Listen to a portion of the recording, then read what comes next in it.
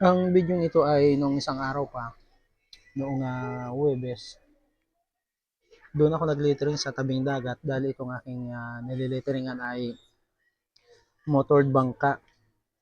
Isa pong malaking motored bangka ito na pag-aari ng taga dito sa amin. Ito raw ay nasira nung nakaraang bagyo. Subalit hindi niya na-report kaagad sa Coast Guard yata o basta sa otoridad. Kung anumang otoridad ang dapat na-reportan niya, hindi niya na-report kaagad.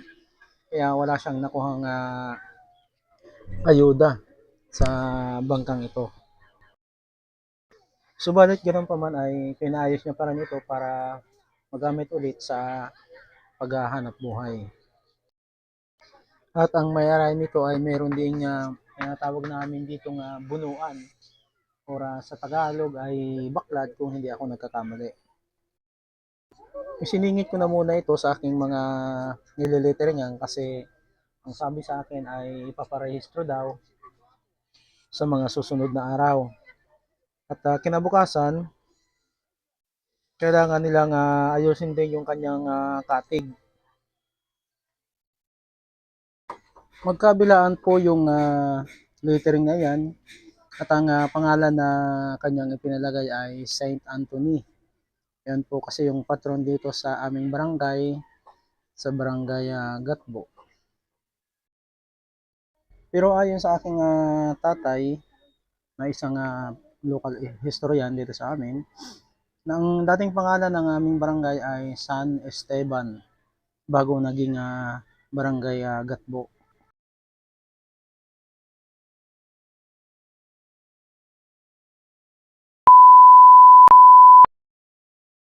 Magandang araw mga kapinta at ito po yung ating vlog or content sa araw na ito. Dalawang araw kong trinabaho ang bangkang ito at maaga-maaga ako pumunta sa dagat dahil alam ko na yung may-ari ng bangkang ito ay araw-araw na pupunta sa dagat para tingnan kung mayroong isda yung kanyang baklad. Noong umaga ay ang ginawa ko sa right side at mga 10 a.m. ay tapos na ako, umuwi na ako. Pagkatapos bumalik ako ng hapon, mag-alas 2 na kasi alam ko na high tide, mahihirapan akong tumawid sa maliit na sapa. Napakasarap ng hangin dyan sa tabing dagat nung umaga. Subalit nung paghapon ay napakainit naman kasi sa kabilang side na yung araw. Mabuti na lang at dinala ko yung aking sunshade at inilagay ko para hindi ako masyadong mainitan.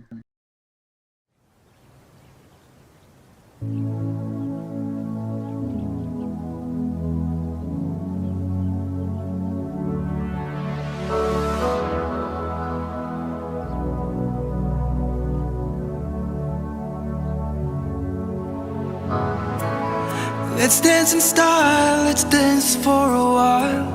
Heaven can wait, we're only watching the skies. Hoping for the best, but expecting the worst. Are you gonna drop the bomb or not? Let us die young and let us live forever. We don't have the power, but we never say never. Sitting in a sandpit, life is a short trip. Music's for the sad man. Can you imagine when this race is won? Turn our golden faces into the sun. Praising the leaders, we're getting into the music's played by the madman. Forever young, I wanna be forever young. Forever young. Do you really wanna live forever? Forever, forever and ever. Forever young, I wanna be forever young. Forever young. Do you really wanna live forever? Forever, forever.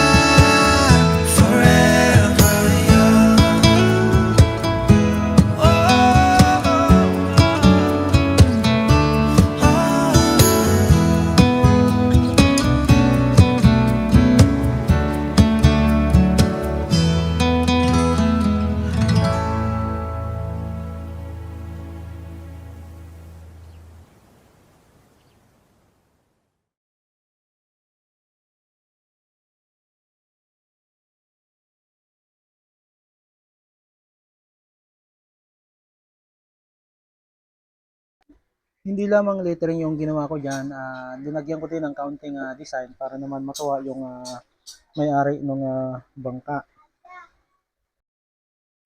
Bibihira akong makapag-lettering ng ganito sa mga bangka kasi hindi naman halos dito sa amin ang hanap buhay sa dagat. Halos kakaunti lang naman ang may hanap buhay dito sa dagat dito sa aming barangay. Subalit sa ibang barangay kagaya ng Buena Vista, Balugo at Sawanga, medyo madami. Subalit meron din silang ibang kinukuha na magle-lettering. So hindi na ako nakikisabay pa. Kung kilala nila ako, kung kakilala ko, yun lang ang kumukuha sa akin. Pero halos karamihan ang nalilitering ko ay mga sa school. Subalit ngayon, 2 araw na naman na umuulan kaya hindi ako makapag-lettering. Simula kahapon at ngayon. So hanggang dito na lamang po mga kapinta at maraming salamat po sa inyong panonood at pag-suporta sa aking mga content. Magandang araw po muli sa inyong lahat mga kapinta.